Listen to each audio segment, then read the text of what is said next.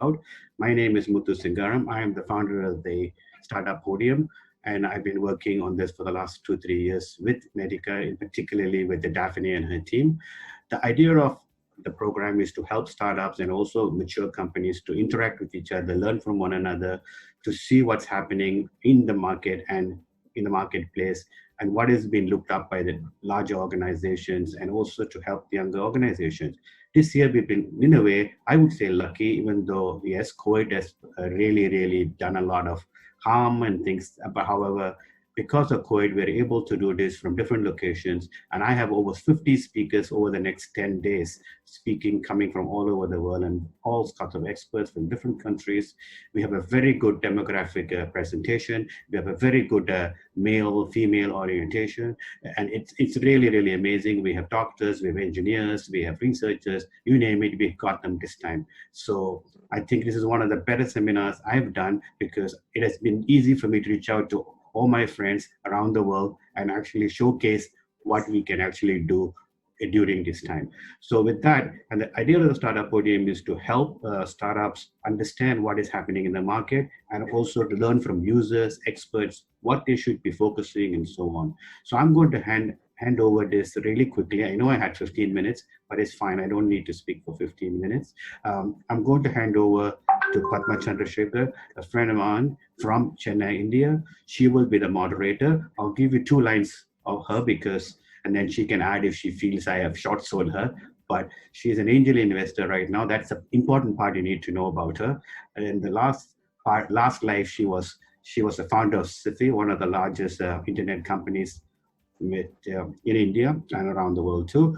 And she's also worked in senior management around the world with Bill Gates and Melinda Foundation. So she's very experienced in the area of medical healthcare in particular. So I pass the mic to her, and she will in turn introduce her panel this morning.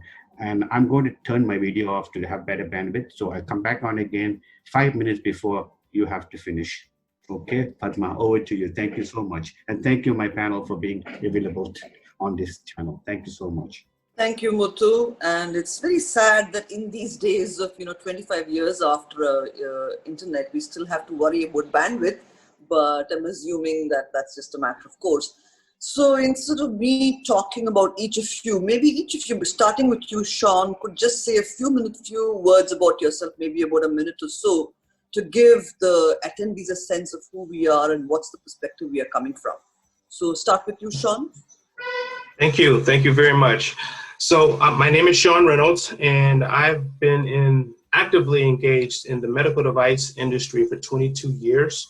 My experience ranges from medical education, sales, field marketing, market development, product management, leadership, and personnel management.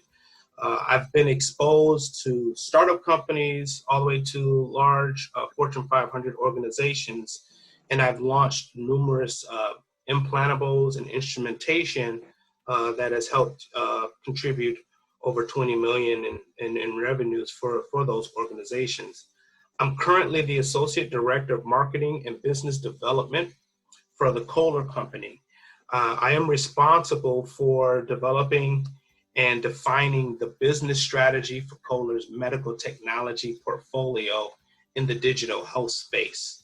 Ultimately, this portfolio, we intend for it to have a positive impact on patient and consumer health as patients and consumers start managing their healthcare at the beginning of the healthcare continuum.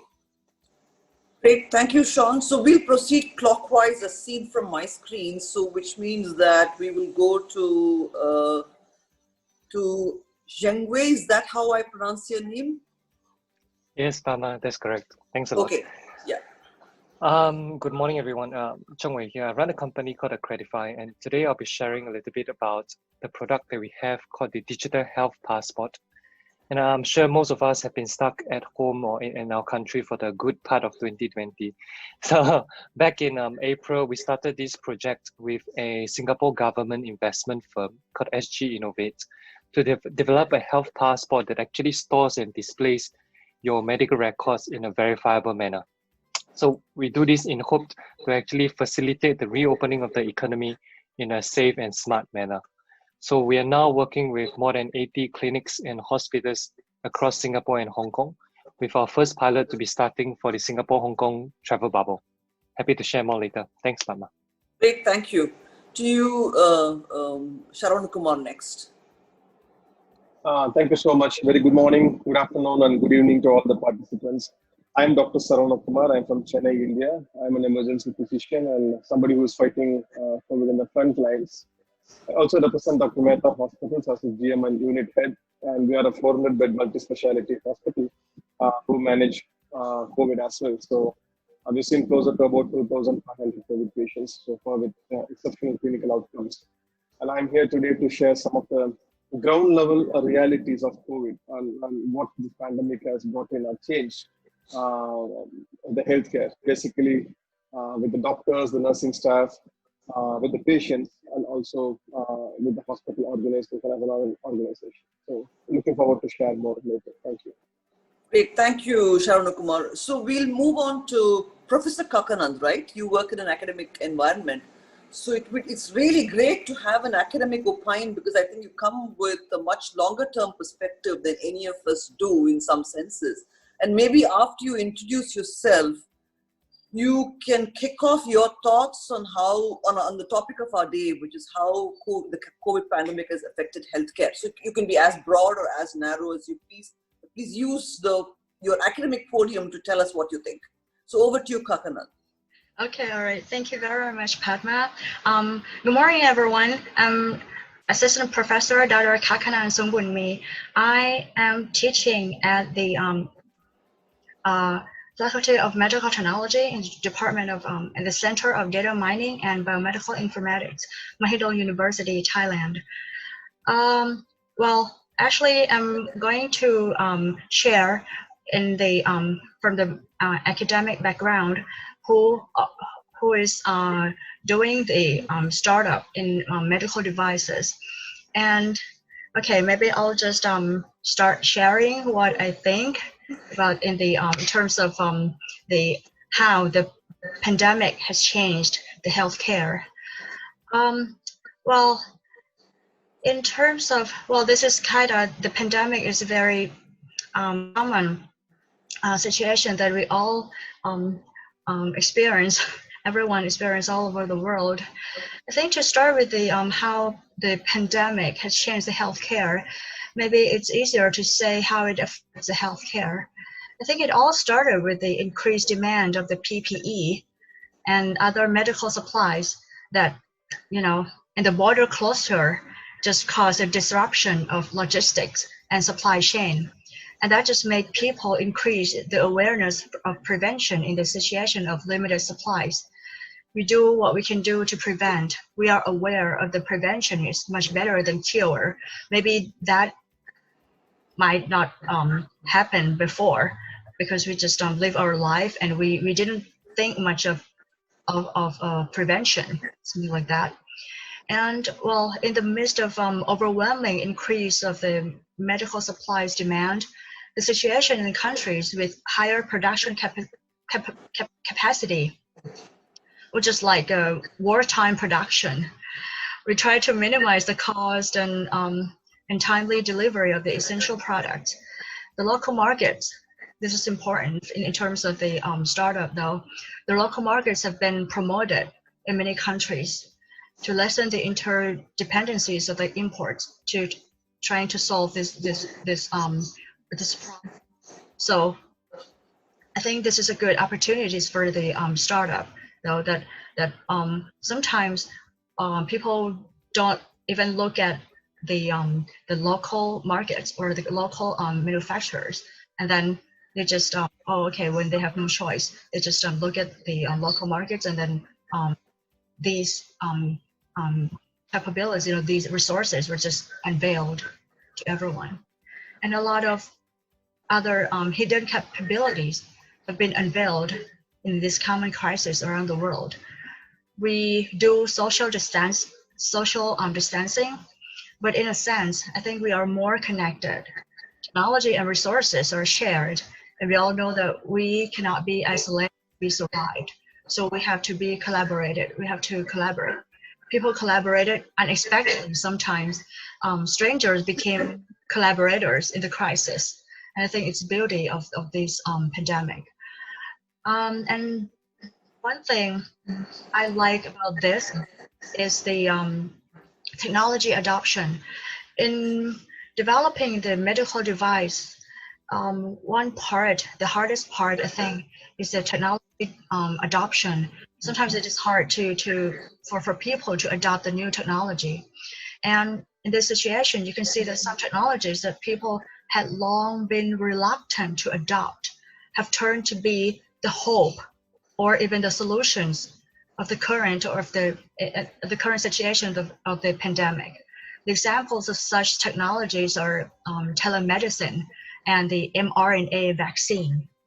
Since the video conference became more common, they started with the video conference first because to run the company to try to work, right? You have to do the conferencing, and then when we were getting used to the video conferencing, people started to give a try on telemedicine after having been reluctant for some time to avoid the in-person visit. People decided to give it a try and just became more common. And also the mRNA vaccine too. This is the biotechnology. Even though the manufacturing of the mRNA vaccine is easier, but the scientific proof might not well established yet. And it is unclear whether the mRNA vaccines have advantages over the traditional protein vaccines, and they are in the journal publications for long for the pros and cons, something like that, and people just talk about it. But at this point, people decided to give it a try. And these are examples of the two technologies that have been accelerated to be adopted. And I think that's a good opportunities for the startup that, sometimes when it's been long waiting for this technology to be adopted, it just happened. Okay, and actually all of this cannot be happened without lessening the regulations. This is very important. They have to be more flexible to make all of these happen. They have to be flexible in some point. They have to maybe ignore something and accelerate something to make this happen. So I think after all, we can see that we kind of do what I think everyone knows about the lean management. In a tense situation, we seem to be able to identify the values over the ways intuitively. We naturally know what is essential and what is not. And I think the pandemic, as you said, that it is not about just the pandemic. It is more, it affects more than that. It affects not superficially, but in the even, I think, side of people. Thank you. Thank you. Actually, that was an extraordinarily perceptive way to look at the pandemic. Of course, some of us who are in the tech industry have been using Zoom for years, but this was the year that Zoom became a mass market product, I think, and did wonders for their shares, of course. And that, as you said, also led to, I personally certainly have personal experience of, my parents and my, other older people in my family now using Zoom to talk to their doctors. So you're quite right. Telemedicine is picked up in a way that it never did in the last 20 years.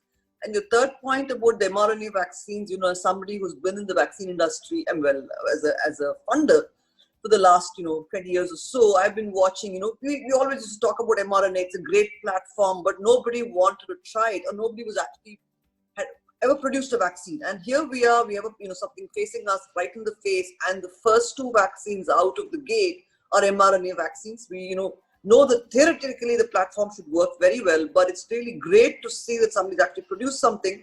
All reports that I'm seeing say that they are safe. So thank you very much for bringing out these unique aspects of the way you see the epidemic and its impact on healthcare generally. Also your point about regulation, maybe we can come back to that in a bit. But for the moment, I'll maybe go over to Sean. maybe you can pick up from where she's left off and talk about what you see from your perspective on medical devices and so on. Sean, you're on mute, I suspect. Thank you. Sorry. Excellent points.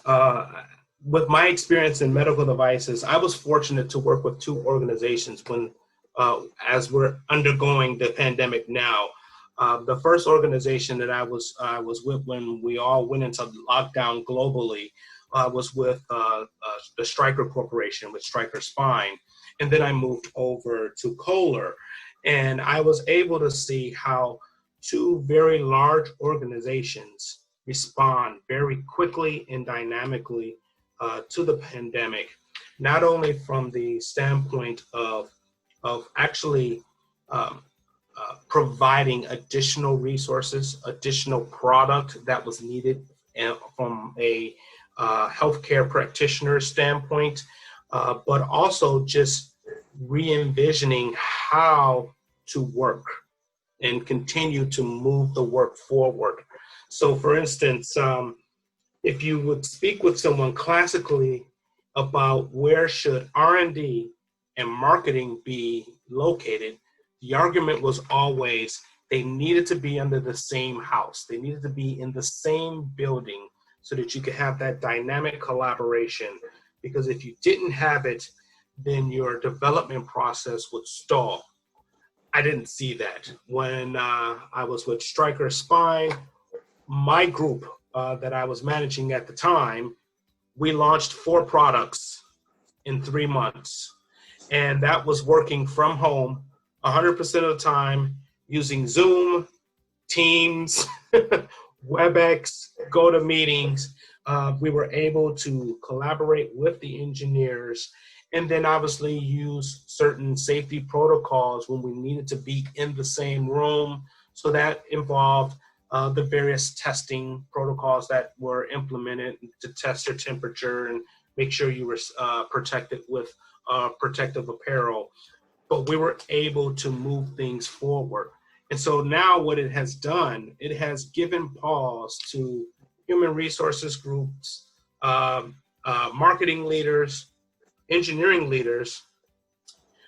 For years, we've talked about these needing to be under the same roof. And now what it has done is exploded and offered organizations the opportunity to now be able to recruit individuals who are not in the same state. You can get qualified talent remotely now. The model has been proven that it can work. So that was really where I see things changing for the medical device industry. For smaller organizations that are pretty dynamic and quick and a little more flexible to those things, now larger organizations are starting to see that. Fantastic, Sean. Maybe when we turn around again, it'll be nice to hear you and somebody else speak about work from home and whether some part of that is here to stay. But for the moment, I think we will move on to Zheng. Zheng, maybe, you can talk a little bit about your company, but also more broadly about, the use of electronic records, digitization, things like immunity passports. What do you think is going to happen? Right. I think it's really interesting because I am not in the medical device industry, right? But I work with laboratories, I work with hospitals, I work with clinics. And then what I realized in most cases is that there's 2 parts of the trust system. And the first part of the trust system is established by players like the laboratories, the manufacturers, people that, for example, Sean worked for.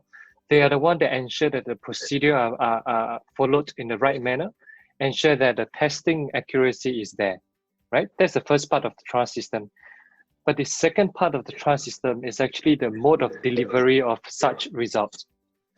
You can have the best in class way to test something, but if you can't deliver that result in a trusted and verifiable manner, that doesn't work together.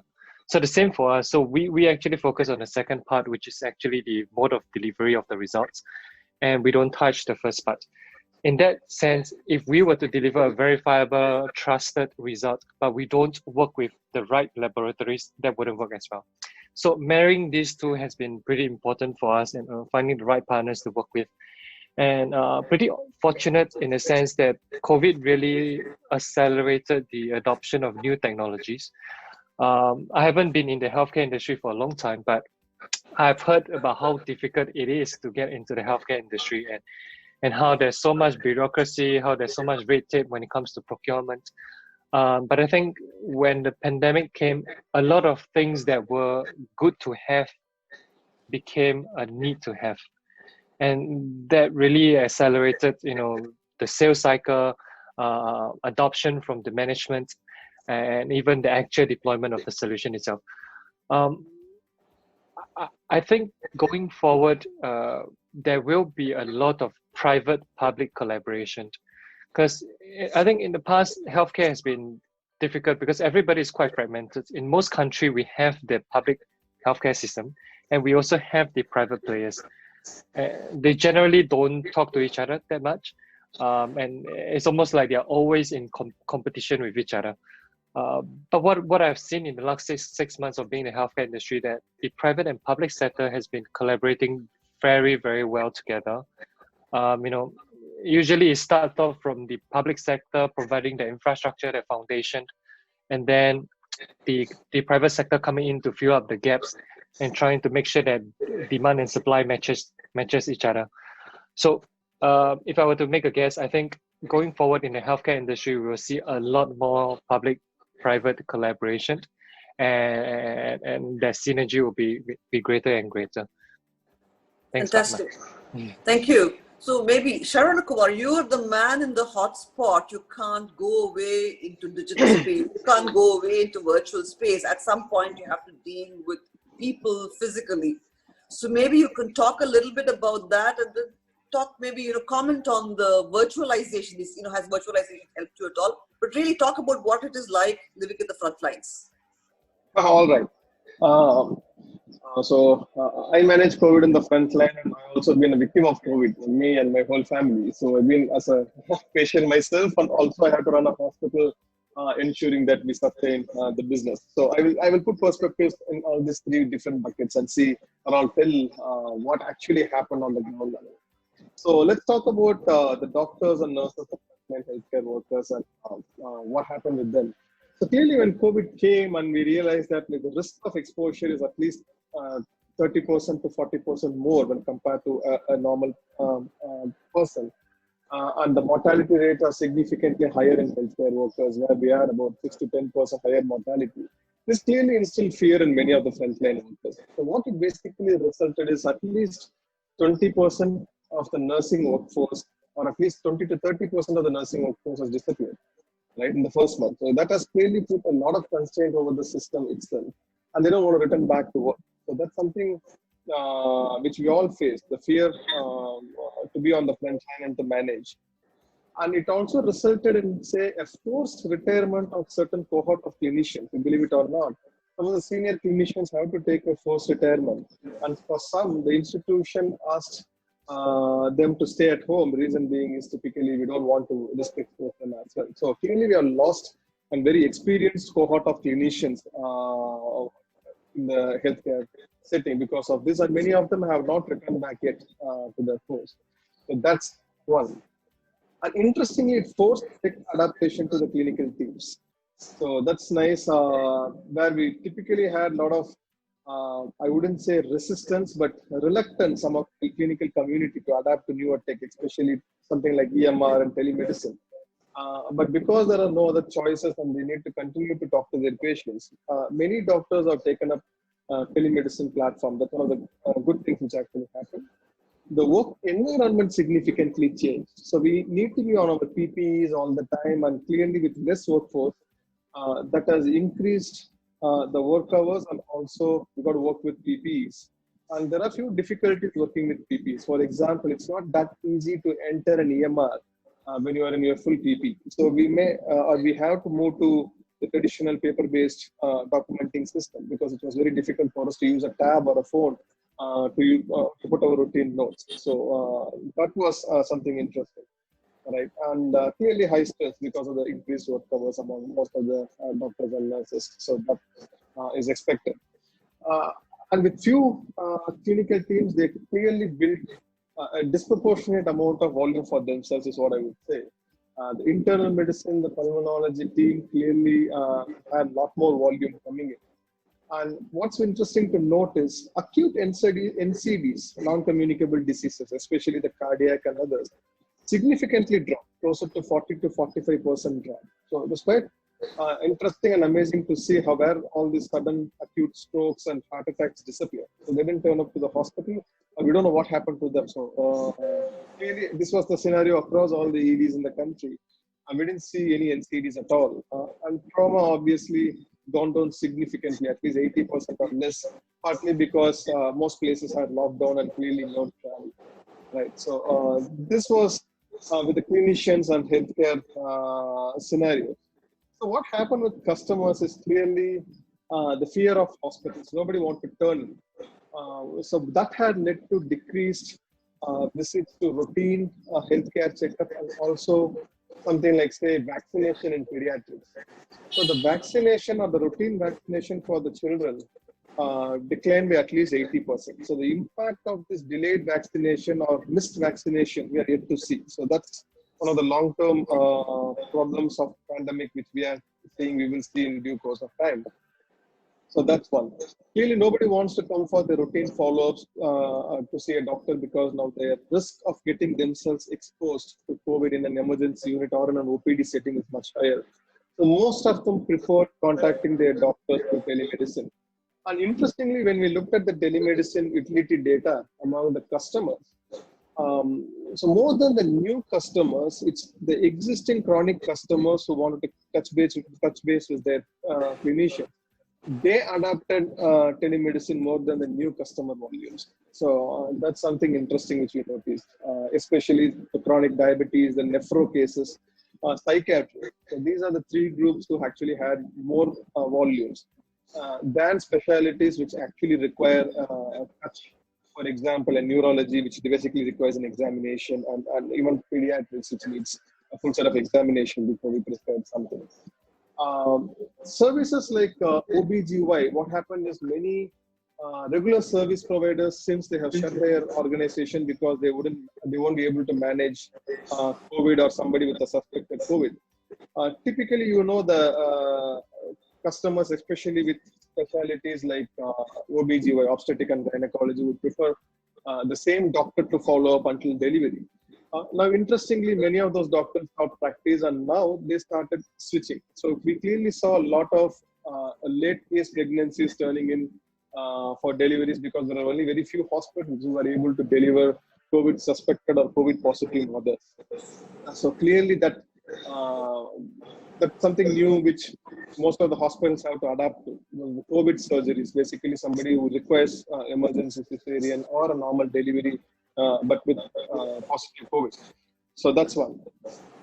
And clearly, since the travel and overseas travel has stopped, there is a significant volume drop in both IVF as well as the overseas customers who visit India for treatment. So infertility treatment significantly went down, and that actually impacted in the number of neonatal care patients as well. So that's the continuity of the chain which is broken. So what we expect is once the pandemic is closer to say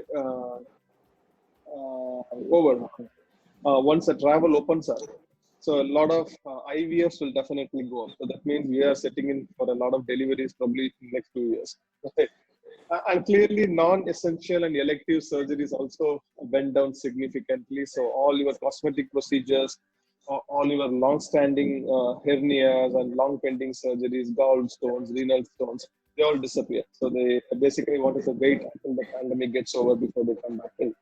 So that's going to put us into stress because there is going to be a long list of elective surgeries once the pandemic is over. So we got to now schedule them. So what it translated to healthcare institution or as an organization for us is clearly we saw a lot of insurance cases going up, right? So as you know, in India, typically the healthcare businesses or healthcare spend is out of pocket. 60% of it so is out of pocket. But with this pandemic, clearly we saw a lot of the insurance cases going up, and probably people realized going to hospital, with, especially with the pandemic, is going to be significantly expensive for them. Either they chose a public hospital, or most of them prefer to stay home or home quarantine themselves. The birthing and the deliveries and obstetric and gynecology, as I said, continue to sustain. So that's one of the stable revenue sources for most of the hospitals. So that's the only specialty I could say didn't significantly drop their volumes during a pandemic. So that continued to sustain. And clearly, pandemic has increased cost of health, no doubts about it. So now this new PPEs and masks and everything has come in. So this unfortunately translated into cost for the customer as well. So this has to be translated somewhere. So obviously this is to the patients who came in. So clearly the cost of healthcare did go up with this pandemic because of the PPE usage and other overheads which we had to share. And clearly most of the institutions faced a very uncertain management scenario because the volumes were significantly dropping. So the revenues and the profits were dropping. So clearly, there is a balance between now, should we reduce the say salary to the institutions or to the employees, or should we release somebody from work? So that's the dilemma most of the institutions faced, and they have to work through this scenario based on their revenues and the paths. And clearly, most of the healthcare workers, including the frontliners, took a pay cut so that the entity could sustain. Right? So that's something which added more stress to say those who are on the front line managing COVID. So now they have increased work hours, difficulties with PPEs, and also they have to face a pay cut. So that was the reality, at least for a few months. And so clearly institutions dropped their path. So clearly 2020 as a business entity, if it's a public hospital, so the profits were not that impressive or not going to be impressive as well.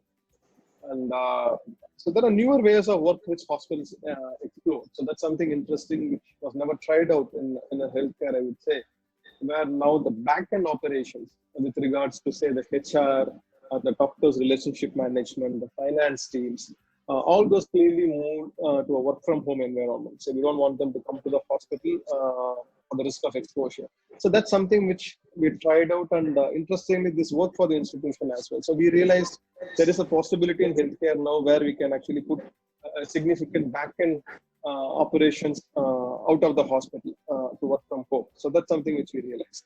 Let me pause or stop here.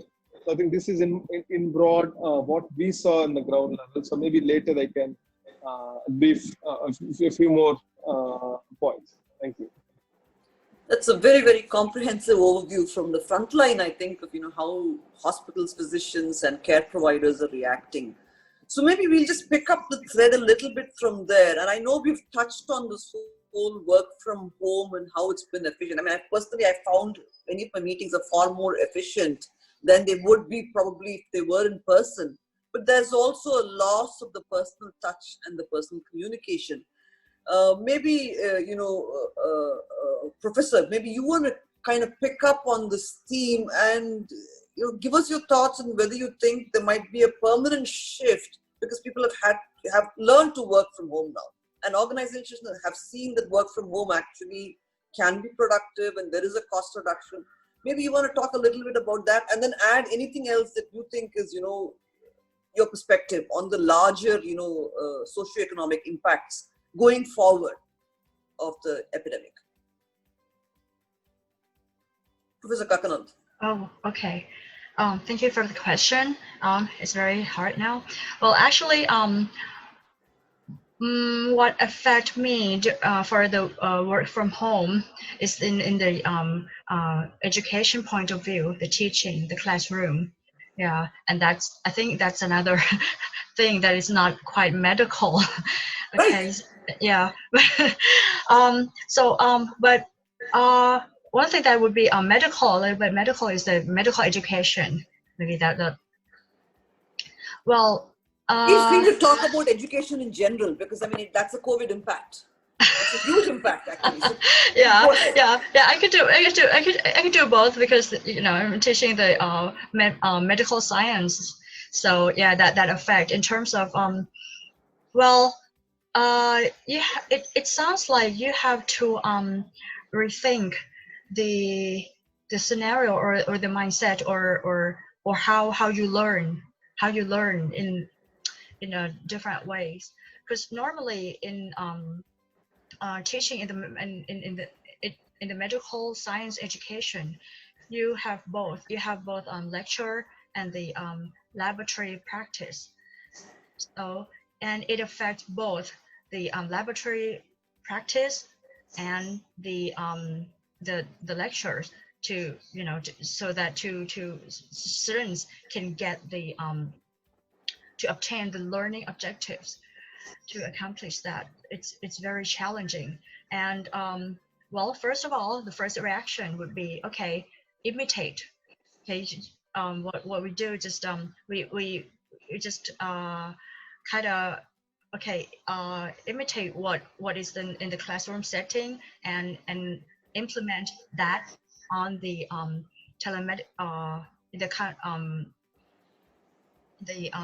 teleconferencing setting.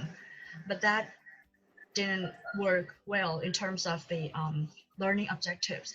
So to along the way, you have to rethink that, okay, what is the objectives of learning, and then kind of have to like adapt the learning the classroom platform, and that we kind of probably do the demonstration of the laboratory first, and then when the pandemic is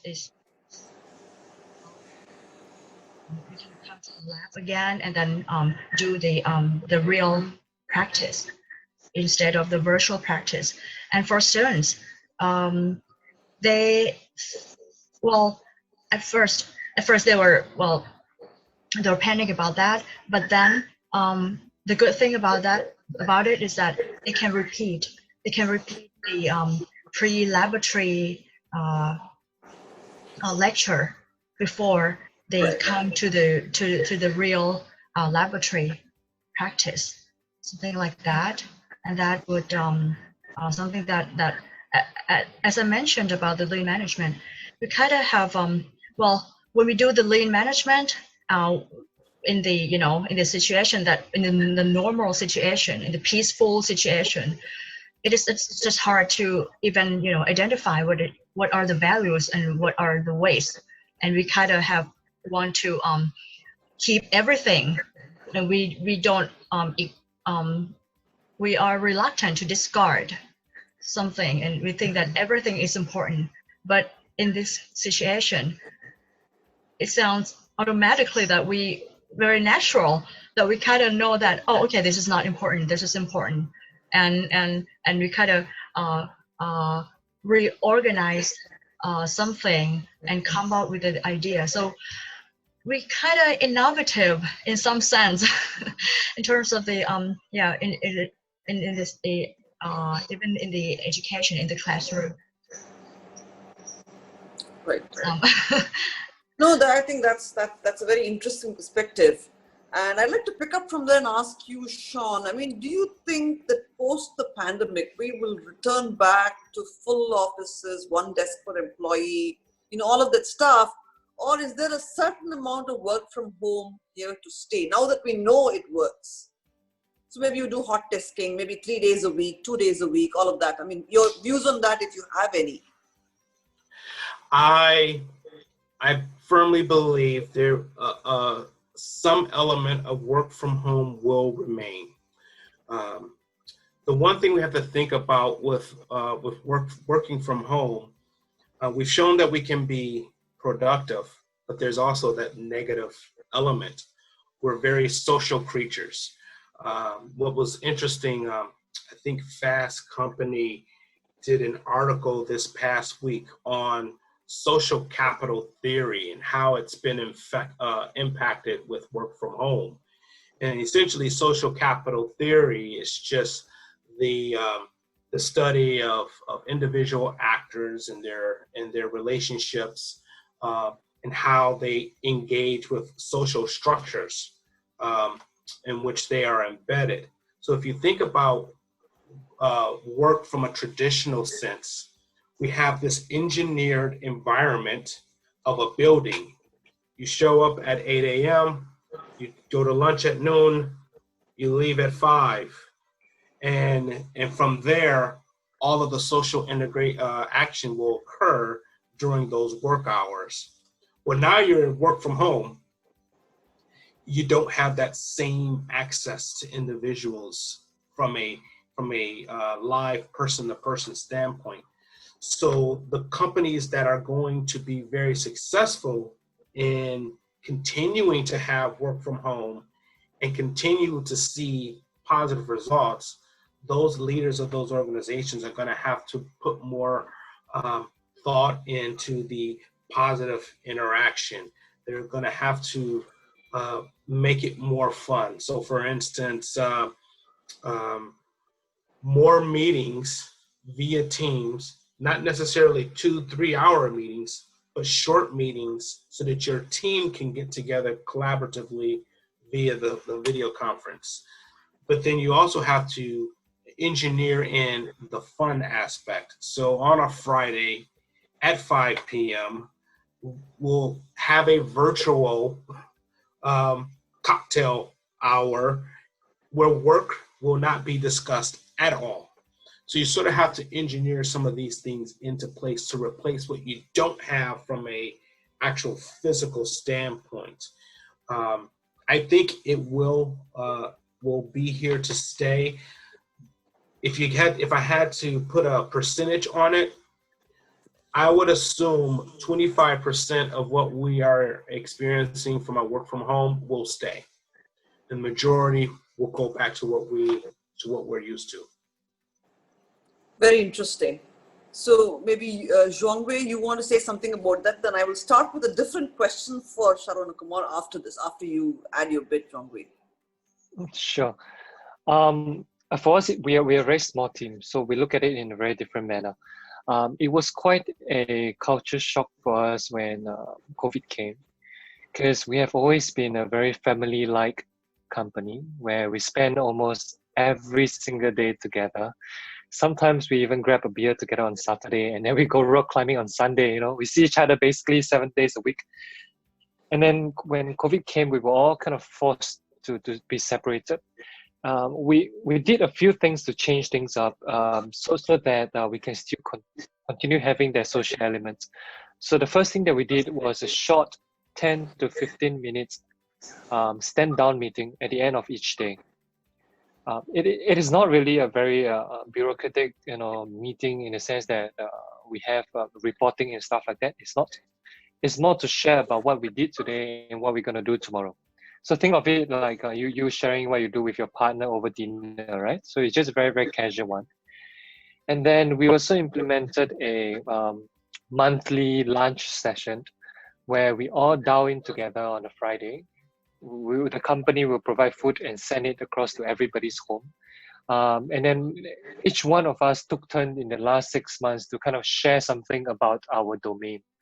So for example, I will share about sales, marketing, fundraising and stuff like this. Then another day, my tech co-founder will share about technology and stuff like that. So become a mix of sharing session and bonding session. These were good, but to me, they were not enough. Especially as we onboarded about 1 to 2 people every single month, to the point where some of us haven't even seen each other in real life before. We started to really crave that social interaction. We started going back to the office in November, but we still have to do a team A, team B, 50%, 50%. And we found that everybody really enjoyed coming back. But of course, it's different in different parts of the world because in Singapore, we are really small and the office is pretty close to your home. So it's not that big of a concern, just going back to the office. But interesting, I'm not sure whether the people in this session have heard of this company called Envision. So Envision is a tool that helps you with wireframing, mockups, and stuff like this. Envision is a unicorn. More than $1 billion in valuation with I think 700 or 800 employees worldwide, and they don't have a single physical office. So they have been doing that from day one, and they've been doing that all along, and they've shown that it is very possible to do that. But I think it stems from that company culture, and the way that you build it foundation up allows you to hire the people that suits this kind of working style. But if we were to push this thing into a company that has already have the legacy of working in a physical environment, then I think that change management is going to be quite horrendous. So I do believe that work from home works, but then it has to be a kind of a start from the foundation and ground up, and you are hiring the people that suits that kind of working style. But who knows what's going to happen in the future? Right. No, that I think your example of Envision was a great example.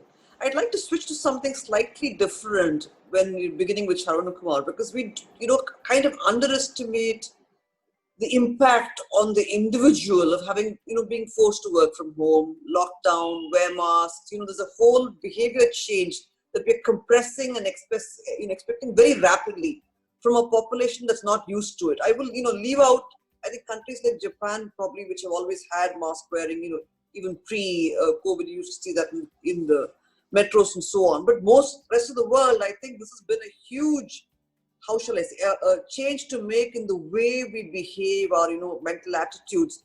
So maybe you want to comment a little bit about that, both from the medical perspective, but also from the general population perspective. Maybe, others can also add after Kumar finishes. The mental health aspects. Yeah, so clearly, because of our behavior with mask and hand sanitizer, what's interesting to notice, your routine flus and routine communicable diseases also went down. So that's something I would say a positive aspect of the pandemic, right? So your foodborne diseases, your routine flus have significantly gone down. I think it's maybe a good practice. You should continue to do this. At the same time, we see a lot of stress levels increasing across the community, right? So clearly the percentage of people seeking some sort of say psychological counseling has gone up by about at least 40%. So, so this is because of the fear that they might lose their jobs, and this work from home environment is extremely new to most of them, right? So, so that's what we saw as a medical personnel. What about, the pressure to reconfigure your home? I mean, anybody can answer this. This is actually a big question. We don't think about how your home has to be configured. But ideally, you should be having a pod that the office supplies you and, pays for your broadband, that entire, you bring the office into the home. So how does that affect? I mean, feel free, any one of you raise your hands and answer this. Maybe Sean, since you probably have some views on that, or maybe... So I've had to definitely reconfigure my home because it is a behavioral change. Before it was, where's my keys? Do I have my wallet? If it's cold, oh, I need my coat. Now it's, oh, I need a mask and I need antimicrobial gel and things of those sorts. It definitely has changed. And I can tell you, because of that behavioral change, because of this pandemic, it has, for Kohler, enlightened us as to what type of products can we bring to market to help facilitate this behavioral change, which I think is going to some element stay with us for a very long time. And I hate to say it, once we get done with COVID-19, there may be COVID-20, because these things always mutate, right? So we may be dealing with face masks and gloves for a while. And so with Kohler, one of our ways of trying to be reactive to this and stay ahead of these things, and we're looking at designing things that we can put in the home that can serve as an entryway that will store all these things for consumers.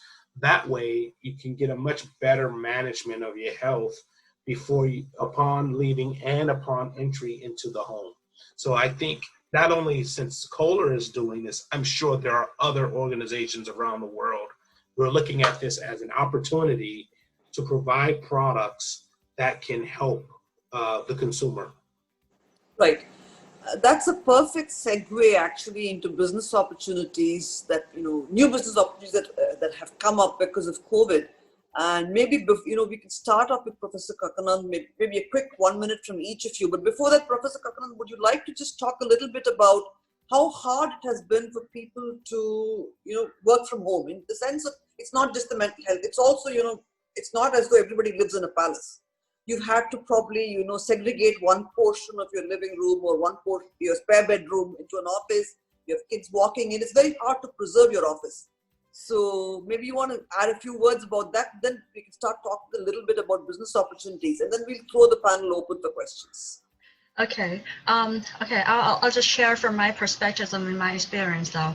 Sure. Well, at first, in Thailand, okay, we're trying to.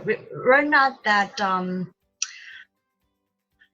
We hate anything that is formal. Okay, so when we are at home, we are home, and at first, students I'm talking in terms of the classroom. Students they wear uniform. They set the room nicely and to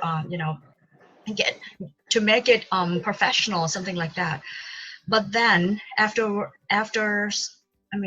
some time, they were just comfortable with it. They're so comfortable with it that they can wake up and join the classroom in their sleeping suits. They're just like that, and people were just okay. we are kind of accept the situation, and we kind of accept the situation when sometimes when they are at home, we hear the like the voice of the pets. Sometimes we just know that some students have the chicken as a pet, and the chicken run in the house, and sometimes they have like small kids, and the small kids were nagging while you're do the meeting. Okay, so well, after a while, we just cannot really distinguish where it is home and where it is office because we are all kind of mixed up, and we are kind of comfortable with that already. So that's what happened. Answer your question? Yeah, you did. I mean, I think it's the entire bleeding over of your office into your home and the reverse. I think that distinction is going away. We already had long work hours. We used to have transatlantic calls, but at least you were on call and you didn't have to, expose your home. Now it's like there's no border. And I do think that there's probably business opportunities there for people who can make a work from home pod or something like that going forward. Since I think I agree with you, Sean, that I think the work from home may not be here to stay in a large way, but I think 25% we have shown that it can be done, and you can still build an office culture. So maybe we can do a quick round, where each of you has something. Feel free. I mean, I would have thought, talk about business opportunities. If you want to address startups, talk about, anything else that you wish, and then we can throw this. So any last thoughts on the epidemic and its, what's the impact that it's had? You can throw this open for questions and go on thereafter. So maybe starting with you again, Sean, and then maybe after that. Sure, excellent. I think for future opportunities in this med tech space, the door has just been kicked open. You already had consumers, patients already comfortable with technology because of cell phones and things of that sort, and laptops. So there was a degree of technology acceptance when it comes to these things. And you started to see a migration of the consumer looking for health-related products. That's why you have the explosion of the Apple Watch and Fitbit and things of these sorts, because they're allowing the consumer to manage their biometrics and measure them, and then from that information be able to make changes to their lifestyles. I think with COVID happening, this pandemic, it has further pushed that sort of that acceptance even further amongst consumers, where everyone was more concerned about privacy.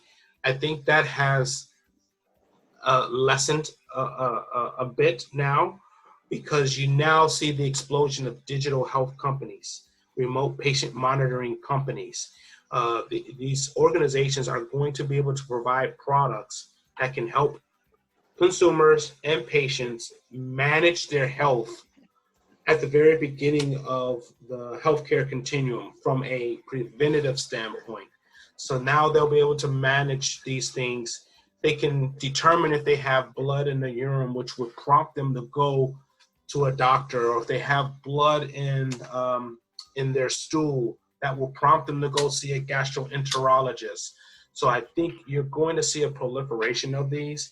And as I would say, don't be surprised if they come from your non-traditional organizations. So your Boston Scientifics of the world, the Medtronics of the world, they are looking at these technologies, but you're gonna see a lot of larger organizations, Kohler, you'll see a ton of startup companies coming into the marketplace with innovative products. It's a great time to see this happening. So we're on the cusp of the Odyssey 2070, and we're watching it happen right now. Right. Sounds very Arthur C. Clarke to me, but yes, that's a great comparison. Zheng, maybe did you want to say anything about this? Generally your take, if you like, your final take on this. Just on the business opportunities and the future, right? I would like to touch on two different points. One is speed and one is sustainability. On the speed side, what we have seen is that a lot of companies, especially the larger ones, are prioritizing speed over anything else. Because to a certain extent, COVID is not going to last forever. And then solutions have to be deployed very quickly. So in the past, when we look at large organizations, maybe like Kohler or the equivalent, they sometimes intend to do things on their own, develop things in-house, test it, make sure everything is okay before they push it out. But they have started to adopt their startup mentality where, why not we look at partnerships? Why not we look at, creating MVPs, rolling it out in the market? So it's been very fortunate for small companies and startups like us, because we get conversations with large organizations very easily. We strike partnerships very easily, and they're all a lot more open, as we all have, in a way, a common goal of just protecting everybody from this pandemic situation. So when everybody's aligned in that common goal, things move much quicker. But at the same time, this speed also then kind of segue into my second point, which is sustainability. A lot of companies, especially startup, will be led into the scene with a delusion that what they are doing really creates value in the long run. Because whatever we do, today may just be very COVID focused. You may have a great solution that reach revenue very quickly, that reach product market fit very quickly, but you forget that whatever you're doing has a very short longevity. Who knows, right? Maybe I've heard of laboratories that bought huge machineries for PCR testing, but then they didn't think that capex that they invested in. What if tomorrow there's another way to test for COVID that's much faster and easier, right? What if the vaccination comes up and it just gets rolled out so quickly? Then your capex is gone. Or we also see startups that model their business too much towards COVID, like for example, an aggregation of PCR tests and then distributing them to the different laboratories. These are just some examples. They have to start thinking from day one, what is your company going to look like post-COVID? So try to marry the speed and the sustainability part, and then hopefully we can create a new, Google, Apple, or Facebook, or of the medtech and healthcare tech world. Right. Well, that's a really hard challenge, to exploit the immediate future, which is what's happening right now in COVID, and then to look at the long term. So that's hard. Maybe Sharon Kumar, a last word from you before we throw the podium open for questions. I'm going to echo the same what Zheng just said and also Sean mentioned.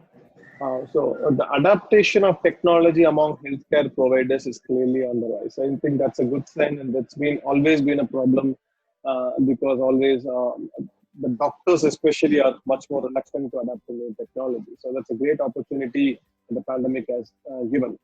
At the same time, clearly we could see the number of COVIDs dropping significantly. So we see a lot of COVID-focused innovations coming into the market, but clearly they may not sustain for long. So use this opportunity to build long-term sustainable technology is what I would definitely say. So one good example is in our hospital, we use a health monitoring system in the ICUs.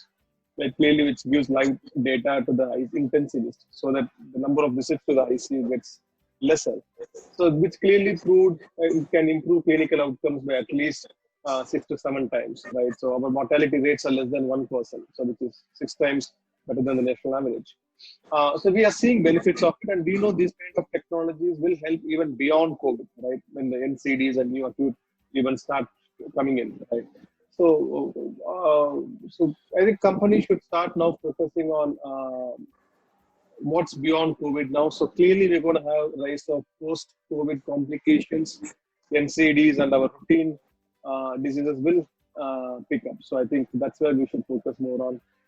Otherwise, it's going to be a very short-term success for most of the tech.